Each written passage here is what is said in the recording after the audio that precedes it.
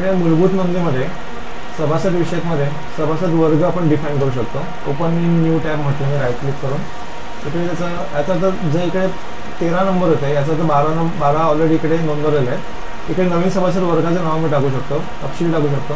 इकडे पुस्तक ठेवण्याचा कालावधी दिवस आहे, पण हे इकडे नाही बदललं तर चालेल कारण वर्गाची वर्गणी अनामत ठरवण्यामध्ये आपण करू शकतो.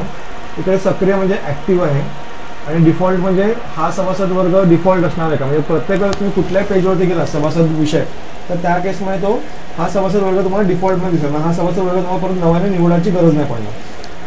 पण ऑलरेडी कुठल्या तरी एका वर्गाला त्यांनी डिफॉल्ट नोंदवलं असेल तुम्हाला एकाच वेळेला 2 वर्गांना डिफॉल्ट म्हणता नाही येणार. हे डिफॉल्टचा कन्सेप्ट समजला. ओके, आता ह्याच्यानंतर नवीन नोंदणी केला तिथं ऑटोमॅटिकली तो हा सेव्ह होणार आहे. तो समजा मला एखाद्या ऑलरेडी सेव्ह केलेल्या वर्गामध्ये बदल करत असेल तर इकडे बदलमध्ये येतो. इकडे सभासद वर्गाच्या बदलमध्ये आपण इकडे आयदर तो वर्ग सिलेक्ट करून शोधा बटनवरती क्लिक करू शकतो किंवा इकडे आपण सर्व नोंदीवरती क्लिक केलं की आपल्याला जेवढे सभासद ऑलरेडी आपल्याकडे नोंदवलेले आहेत एवढ्या सगळ्या सभासदांची आपल्या इकडे लिस्ट ओपन होते. त्यापैकी ज्या सभासदाचं वर्गाचे मला बदल करायचा आहे तिकडे मी बदल करायच्या बटनावरती क्लिक करणार आहे आणि ते मला परत त्याच्यात एडिट करण्याची सोय असणार आहे. समजा हा वर्ग 3 पुस्तक आहे, ह्याच्यामध्ये ह्याच्या नावामध्ये काहीतरी मला चेंज करायचं आहे. तुम्ही इकडे बदल करावरती क्लिक करा तर तुम्ही रद्दही करू शकता. जर तुमचा सभासद नोंदवलेलं नसेल तर तुम्ही रद्दही करू शकता. आता इकडे वर्ग 3 पुस्तक म्हणून इकडे आलं आहे, ह्याच्यात तुम्ही चेंज करू शकतो किंवा इकडे चेंज करू शकतो, इकडे चेंज करू शकतो. सक्रिय आहे तर जर मी इकडे सक्रिय काढलं तर मला तिकडे लिस्टमध्ये कुठल्याच प्रोग्रामवरती तो दिसणार नाही. जतन करा म्हटल्यावरती सेव्ह होणार तो, म्हणजे जी काय माहिती तुम्ही आता बदल केला आहे तो जतन करामध्ये तुम्ही ती माहिती सेव्ह करू शकता. आता ज्यावेळेला तुम्हाला पुढला जो स्क्रीन आहे याच्यामध्ये सभासद वर्ग डिफाईन केल्यानंतर सभासद वर्गाची वर्गणी अनामत ठरवणे म्हणून आहे. मी राईट क्लिक करून ओपन इन न्यू टॅब म्हणतो, म्हणजे हे गरज नाही तुम्ही डायरेक्टली क्लिक पण करू शकता. जेव्हा हा स्क्रीन ओपन होत आहे तेव्हा मला इकडे सभासदची वर्गणीची माहितीबद्दल मला इकडे नोंद मिळू शकते.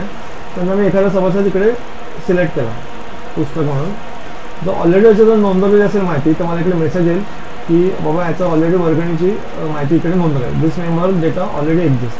समजा त्या ज्याची माहिती नोंदवली नाही असेच सभासद वर्ग तुम्ही इकडे निवडू शकता. त्याच्या माहितीमध्ये ऑलरेडी नोंदवल्या आहेत तुम्ही वर्गांची माहिती, तिकडे तुम्ही बदल करामध्ये जाऊन तुम्ही ओपन करून त्याच्यात ती माहितीमध्ये तुम्ही चेंज करू शकता. समजा मी इकडे म्हटलं की वर्ग 2 पुस्तक मी शोधा म्हटलं की मला इमिजिएटली त्याच्यामध्ये जे आपण ठरवलेलं आहे वर्ग 2 साठीचे जे डिटेल्स आहेत ते सगळे डिटेल्स मला इकडे ओपन होते. इकडे बघा वर्ग 2 पुस्तक आहे, ह्याच्यासाठी इकडे विचारतोय प्रकाशन प्रकार काय तर पुस्तक आहे. त्यांना देवघेव करायची की नाही, म्हणजे ह्या सभासद वर्गात जेवढे सभासद आहेत त्यांना पुस्तकं देता येतील की नाही ते. तर मी इकडे क्लिक केलं तर तुम्हाला याचा अर्थ इकडे मी या पुस्तकं त्यांना देऊ शकतो. जर क्लिक नाही आहे याचा अर्थ ह्या सभासदाला अंक नाही देऊ शकत, दिवाळी अंक नाही देऊ शकत, ई माध्यम नाही देऊ शकत, ई बुक्स नाही देऊ शकत. अशा पद्धतीने इकडे आपण त्याला द्यायचं की नाही द्यायचं पुस्तक ते प्रकाशन इकडे आपण ठरवत असतो. समजा म्हटलं की मी पुस्तकं यांना ह्या वर्गाला द्यायचे आहेत तर मी द्यायची म्हटल्यावरती इकडे क्लिक केलं संख्या मला विचारते. समजा ह्या वर्गाला 2 पुस्तकं देऊ शकते तर मी इकडे संख्या 2 लिहिली किंवा 1 पुस्तक देऊ शकतो तर मी इकडे संख्या 1 लिहिली. मुदत दिवस किती दिवस ठेवू शकतो मुदत तिकडे बघा वरती प्रोसेसिंग होत आहे त्यावेळेला तुम्ही काही करायचं नाही. स्क्रीनवरनं तो पुढला स्क्रीन अपडेट होईपर्यंत मुदत दिवस आता समजा 15 दिवसाची मुदत आहे तर 15 दिवस ऑटोमॅटिकली तुम्ही तो कॅल्क्युलेट करून त्याची परतीचा दिनांक ठरवत असतो. प्रकाशन जे आहे ते इकडे सर्व प्रकाशनाने देऊ शकतात की जुनी प्रकाशने देऊ शकतात. इकडे हे जनरली मासिकांसाठी उपयुक्त आहे पण पुस्तकांसाठी तर सर्व प्रकाशनच आपण इकडे म्हणणार. प्रतिदिन विलंब शुल्क समजा त्याने 15 दिवसाच्या नंतर आणलं तर प्रत्येक दिवसाला विलंब शुल्क म्हणजे उशीर शुल्क लेट फी ही किती घ्यायची हे आपण इकडे डिफाईन करू शकतो. समजा एका दिवसाला 1 रुपये आणि प्रतिदिन 1 रुपया शुल्क असं इकडे 1 म्हटलं. अग्रहक्क जर लावायचं असेल क्लेमचा कन्सेप्ट असेल तो आपण नंतर बघणार दुसऱ्या अग्रहक्काच्यामध्ये तर त्या अग्रहक्काचे शुल्क आपण इकडे डिफाईन करू शकतो. अग्रहक्क उपलब्धी ग्राह्य दिवस म्हणजे अग्रहक्क जर समजा लावलेला असेल त्याने आणि पुस्तक जर ग्रंथालयात आलं आणि जर त्याला आपण कळवलं आज तर तो किती दिवसांपर्यंत त्याचा अग्रहक्क ठेवण्यात येईल. समजा मी आज त्याला कळवलं की तुमचं पुस्तक आलं ते घेऊन जा तर ते 3 दिवसामध्ये त्याला समजा नाही असेल म्हणजे आजचा उद्याचा आणि परवाचा तर त्यामुळे उपलब्धी ग्राह्य दिवस तिकडे माझा 3 आला असता. हे सर्व आपण याच्यामध्ये जे अग्रहक्काचा कन्सेप्ट शिकू त्यावेळेला आपण असणार आहे. उलाढाल शुल्कामध्ये समजा जनरली कॅसेट CD साठी हे वापरलं जातं, पुस्तकांसाठी वापरलं जात नाही. की कॅसेट त्याने किंवा CD किंवा DVD ते बघितली आणि त्याने रिटर्न केली की समजा 10 रुपये तुम्ही त्याच्याकडनं तुम्ही ट्रान्झॅक्शन फी किंवा उलाढाल शुल्क घेता, तर तेही तुम्ही इकडनं डिफाईन करू शकता. अनामत तपासणी जर करायची असेल या वर्गासाठी याच्यासाठी, म्हणजे जेवढी अनामत आहे तेवढ्याच रकमेची पुस्तकं द्यायची असेल तर तिकडे अनामत तपासणीवर तुम्ही क्लिक कराल, सो दॅट ह्या वर्गासाठी अनामत तपासणी करायचं हे तुम्हाला कळतं. आणि अनामत तपासणी किंमत म्हणजे अनामती एवढी करायची आहे की अधिकतम प्रकाशन किंमतवरती करायचं आहे, तर हे इकडे आपण टाकू शकतो. अनामती एवढी असेल म्हणजे जेवढी त्याची अनामत आहे ना तेवढ्या अनामतीपर्यंतची आपण पुस्तकं त्याला देऊ शकतो. जर अधिकतम प्रकाशन किंमत म्हटलं की समजा आपण विचार करतो की काय काय ग्रंथाचा विचार करतो की वाचकांना वाचनाचा आनंद मिळाला पाहिजे, तर ती लोक काय करतात, जरी 200 रुपये जमा असतील ना तरी ती लोक कन्सिडर करतात की 500 रुपयापर्यंतची पुस्तकं त्यांना नेऊन द्या. तर मग इकडे आपण तुम्ही अधिकतम प्रकाशन किंमत म्हणू शकता आणि मग अनामत तपासणी रक्कमची आहे ना तर इकडे तुम्ही 500 रुपये टाका. आलं लक्षात? ह्या पद्धतीने आपण एक डिफाईन करू शकतो. जरी त्यांचं 200 रुपये आपल्याकडे अनामत असेल तर त्यांना 500 रुपयापर्यंतची पुस्तकं तुम्ही त्यांना देऊ शकता. आता हे सगळं पुस्तक देवघेबाबत डिफाईन करू शकता. जसंच अंकाचं पण तसंच आहे, दिवाळी अंकाच्या बाबतीत पण तसंच आहे, ई माध्यमच्या बाबतीत पण तसंच आहे आणि ई बुकच्या बाबतीत काही कन्सेप्ट वेगळे आहे, तो आपण इकडे तर डिस्कस नको करूया.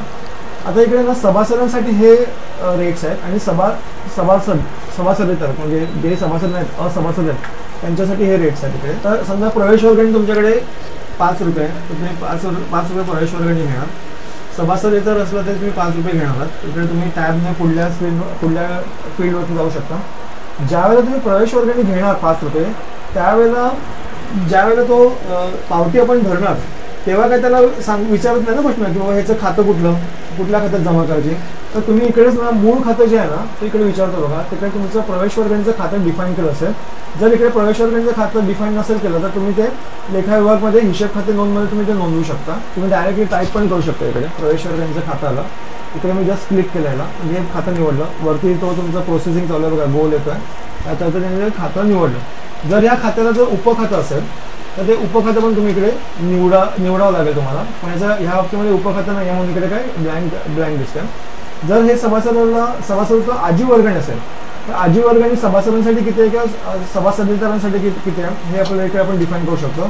त्याचं खातं आपण इकडनं निवडू शकतो की कुठल्या खात्याला ते पोस्टिंग जाणार ते वर्गणी घेतली की. एकत्रित वर्गणीचा अर्थ असा असतो की कधी कधी योजनेसाठी सभासदत्व घेतलं जातं, म्हणजे दिवाळी अंक योजना. ही दिवाळीपासून समजा फेब्रुवारी महिन्यापर्यंत ते दिवाळी अंक ते इश्यू केले जातात. तर त्या प्रत्येक महिन्यात ते वर्गणी भरायला येत नाही. मग ती लोक कन्सिडर केलं जातं की एकत्रित वर्गणी त्याची घेतली जाईल या 3 महिन्यासाठी समजा लमसम 150 रुपये. तर मग तिकडे एकत्रित वर्गणी म्हणून तुम्ही 150 रुपये टाकू शकता. ह्याच्यात पण 2 प्रकार आहेत, सभासदांसाठी वेगळे आणि सभासदेतरांसाठी वेगळे. इकडे तुम्हाला कुठल्या खात्याला पोस्टिंग झाले पाहिजे हे तुम्ही खाते इकडे निवडू शकता. त्याच्यानंतर इकडे आहे मासिक वर्गणी. मासिक वर्गणीची जी आहे ती किती रुपये मासिक वर्गणी. समजा ह्या वर्गाला 50 रुपये सभासदांसाठी पण वर्गणी आणि सभासदेतरांसाठी पण 50 रुपयेच आहे. आणि जी तुम्ही 50 रुपये घेणार वर्गणी ती कुठल्या खात्याला गेली पाहिजे तर ते तुम्ही इकडे खातं निवडू शकता. तसंच मासिक वार्षिक वर्गणी आपला वर्ग 2 आहे म्हणून आपण हे खातं निवडू शकतो. मासिक वार्षिक वर्गणी वर्ग 2 हे खातं ऑलरेडी डिफाईन केलं असेल तरच दिसणार आहे, नाहीतर तुम्हाला तिकडे जाऊन डिफाईन करावं लागेल. मी आता रिफरन्स झाला पेज. आता त्रैमासिक वर्गणी किती होणार तर 150 असेल. जर तुमचं त्रैमासिकला जर तुमचं कन्सेशन असेल तुम्ही कन्सेशन पण देऊ शकता किंवा तिकडे 150 रुपये तर 150 रुपये असू शकते. 6 महिन्याची एकदम भरली तर 300 रुपये, तर तुम्ही 300 रुपये करताय. 9 महिन्याची वर्गणी भरली तर 450 होतील, तर 450 होणार. आणि जर वार्षिक वर्गणी भरली तर ॲक्च्युली 600 रुपये होतात, पण तुम्ही त्यांना कन्सेशन दिलं 550 रुपये. तर हे 550 रुपये तुम्ही करू शकता. म्हणजे एखाद्याने जर वार्षिक वर्गणी भरली तर इन्स्टेड ऑफ 600 रुपये त्याकडनं 550 रुपये वार्षिक वर्गणीचे घेतले जाते. इकडे अनिवार्य अनामत त्याची किती असली पाहिजे इकडे आपण डिफाईन करू शकतो. समजा तुमची 200 रुपये अनिवार्य अनामत आहे तर तुम्ही इकडे 200 रुपये अनिवार्य अनामत म्हणून घेऊ शकता. इकडे मग तुम्हाला ते परत लगेच खातं निवडावं लागेल. वाचनालय अनामत वर्ग 2 साठी इकडे तुम्हाला दिसतं का वाचनालय अनामत वर्ग 2 दायित्व आहे, म्हणजे लायबिलिटी मधलं अकाउंट आहे, कारण अनामत ही परत करायची असते. इकडे जादा अनामतीचे काय असे काय म्हणजे रूल नाही तुमच्याकडे की एवढी जादा अनामत भरलीच पाहिजे म्हणून हे तुम्ही 0 करू शकता. पण तुम्हाला माहिती आहे की ते ऑपरेशनल असलं पाहिजे म्हणून जर त्यांनी जर एखाद्या पावतीमध्ये जादा अनामत भरली तर ते कुठल्या खात्याला वर्ग झाले पाहिजे त्याच्यासाठी तुम्ही इकडे परत जादा अनामतीचं खातं तुम्हाला इकडे निवडावं लागेल. मग जादा अनामत वर्ग 2 साठी जे तुमचं खातं डिफाईन केलं आहे हे तुम्ही इकडे निवडलं की तुम्हाला इकडे वर्ग 2 साठीचं जादा मितीचं इकडे ह्या अकाउंटला ऑटोमॅटिकली पोस्टिंग होणार एंट्री. तसंच तात्पुरत्या नामात जर घेतली, तुमच्याकडे तात्पुरत्या नामाचा कन्सेप्टच नसेल तर तुम्हाला इकडे हिशेब खाते सिलेक्ट करण्याची काही गरजच नाही आहे. इकडे अधिकारपत्र शुल्क म्हणून आहे. म्हणजे काही ग्रंथांमध्ये असं असतं की आजीव सभासद असतो, त्याची मेंबरशिप असते, पण तो आता पुण्यात गेला राहायला किंवा तो आउट ऑफ मुंबई आहे किंवा आउट ऑफ इंडिया आहे, तर त्याने शेजारच्या व्यक्तीला कोणाला तरी सांगितलं की माझा आजीव सभासद आहे, जोपर्यंत मी जिवंत आहे तोपर्यंत तू लायब्ररीतून जाऊन पुस्तकं घेऊ शकतोस. पण मग ग्रंथालयाला काय फायदा, त्या सभासद जर ज्याचा आजीव सभासद त्याला ओळखत होतो ना, पण मग जो आता सभासद त्या सभासदाचं कार्ड वापरणार आहे त्या वापरणाऱ्याच्या व्यक्तीकडनं ती लोक अधिकारपत्र शुल्क म्हणून घेऊ शकतात. तर प्रत्येक व्यक्तीकडनं किती रुपये शुल्क घ्यायचं आहे हे तुम्ही इकडे डिफाईन करू शकता. समजा 100 रुपये वर्षाचे तुम्ही ते 100 रुपये वर्षाचे टाकू शकता आणि मुदत दिवस किती 365 दिवस असं तुम्ही इकडे टाकू शकता. मग अधिकारपत्र शुल्क जर तुम्ही घेणार आहात ते कुठल्या खात्याला गेलं पाहिजे ते खाते इकडे तुम्हाला इकडे निवडावं लागेल. म्हणजे तुम्ही इकडे जी खाती डिफाईन केलेत ना ती खाती तुमची ऑटोमॅटिक जेव्हा तुम्ही वर्गणी घेणार त्या वर्गणीच्या वेळेला तुम्हाला ती खाती इकडे रिफ्लेक्ट होतील. ठीक आहे. तर हा आहे सभासद वर्गाची वर्गणी अनामत ठरवण्याचा कन्सेप्ट.